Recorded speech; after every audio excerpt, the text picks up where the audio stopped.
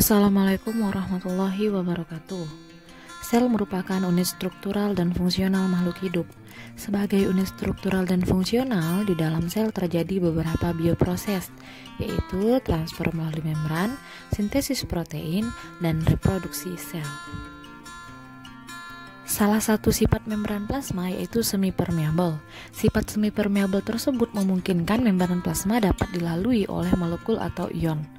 Transfer melalui membran ada dua, yaitu transfer aktif dan transfer pasif. Transfer pasif merupakan perpindahan molekul atau ion mengikuti gradien konsentrasi dari konsentrasi tinggi ke konsentrasi rendah. Dan perpindahan ini tidak membutuhkan energi, contohnya difusi dan osmosis. Kemudian transfer aktif yaitu transfer melalui molekul atau ion melalui gradien konsentrasi sehingga memerlukan sejumlah energi. Contohnya eksositosis, endositosis, dan pompa natrium kalium. Oke, nanti akan kita bahas satu persatu. Difusi adalah perpindahan molekul zat dari konsentrasi tinggi ke konsentrasi rendah. Yang pertama, difusi sederhana itu terjadi secara spontan dan tidak membutuhkan molekul perantara. Contohnya, setes tinta akan menyebar ke seluruh air dalam gelas. Ini difusi zat cair. Kemudian, difusi terbantu itu berlangsung dengan bantuan protein pembawa. Contohnya, proses molekul glukosa yang melewati membran sel usus halus ke dalam pembuluh darah.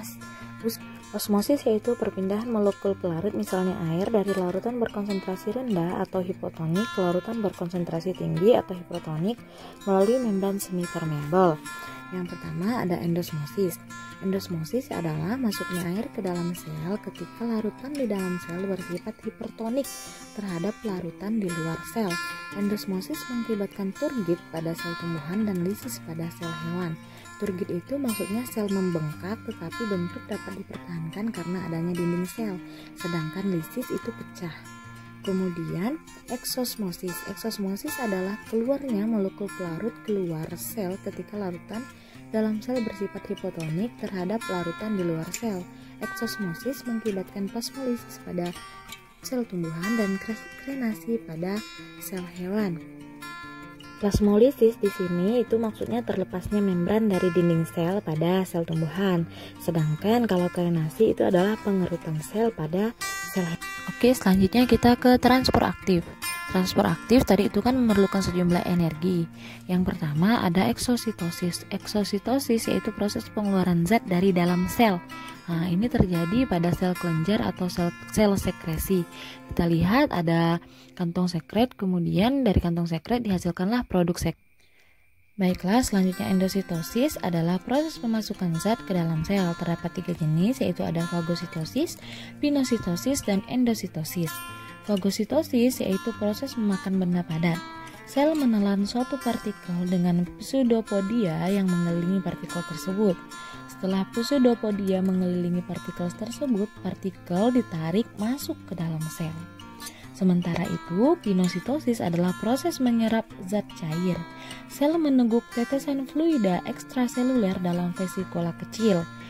Kemudian pada endositosis yang diperantarai reseptor, sel dapat memperoleh zat ekstraseluler spesifik karena pada membran plasma terdapat reseptor untuk mengikat zat yang dibutuhkan. Zat ekstraseluler spesifik yang terikat pada reseptor itu disebut ligan. Kemudian pompa natrium kalium. Ion natrium atau Na+ dan kalium K+ merupakan beberapa contoh ion yang dibutuhkan dalam tubuh.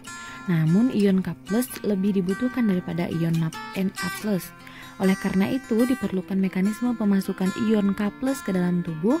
Jadi pada saat ion K+ dimasukkan ke dalam sel, sejumlah ion Na+ akan dikeluarkan dari sel. Setiap pemasukan 2 ion K+ diimbangi dengan pengeluaran 3 ion Na+. Mekanisme ini disebut dengan pompa natrium kalium. Pemasukan ion K+ ke dalam sel secara terus-menerus mengakibatkan konsentrasi ion K+ di dalam sel tinggi. Sebaliknya, pengeluaran Na+ keluar sel secara terus-menerus menyebabkan konsentrasi ion Na+ di luar sel tinggi. Pada kondisi demikian, terjadi pergerakan ion-ion melawan gradien konsentrasi. Sejumlah energi atau ATP diperlukan untuk melawan gradien konsentrasi tersebut. Bisa kita perhatikan gambarnya. Selanjutnya yaitu sintesis protein. Sintesis protein kali ini cukup hanya untuk kalian ketahui saja. Untuk nantinya yang lebih jelas akan kita bahas di kelas 12. Ya, protein merupakan molekul yang dengan struktur yang paling rumit. Struktur protein sangat beragam sesuai dengan fungsinya yang beragam. Meskipun struktur protein beragam, semua protein tersusun atas 20 jenis asam amino. Protein tersebut dibuat melalui sintesis protein. Sintesis protein merupakan salah satu bioproses yang terjadi di dalam sel untuk penerjemahan gen menjadi asam amino hingga terbentuklah protein. Sintesis protein ini melewati 2 tahap. Ada yang transkripsi yaitu berlangsung di nukleus dan translasi yang berlangsung di ribosom. Transkripsi terjadi melalui 3 cara, yaitu ada inisiasi, elongasi, dan terminasi.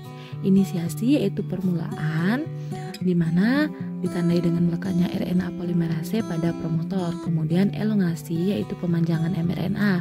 Kemudian terminasi atau yang kita sebut dengan mentranskripsi terminator atau transkripsi sudah berakhir. Kemudian translasi.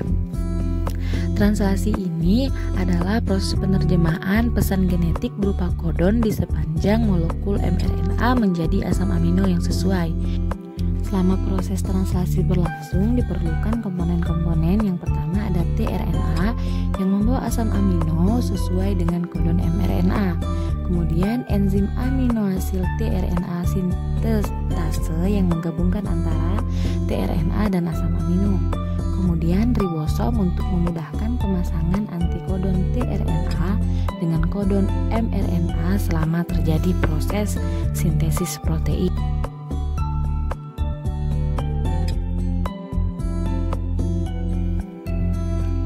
Berdasarkan fungsi di dalam aktivitas sel, protein dibedakan menjadi 2, yaitu protein struktural dan protein fungsional. Protein struktural itu membentuk struktur sel, misalnya membentuk sitoskeleton dan membran plasma. Kemudian protein fungsional yaitu melakukan fungsi-fungsi tertentu di dalam sel, misalnya homeostasis, imunitas, dan metabolisme dan transportasi zat. Jadi ada beberapa contoh protein fungsional, ada hemoglobin, enzim, kolagen, protein pertahanan, dan protein reseptor.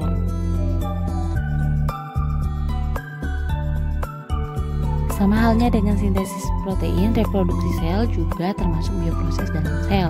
Hanya saja di sini kita bahas secara singkat karena lebih jelasnya nanti juga akan kita bahas di kelas 12.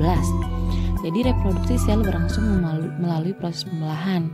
Reproduksi sel tidak serta-merta terjadi, tetapi melibatkan proses distribusi materi genetik yang identik yaitu DNA kepada sel anak.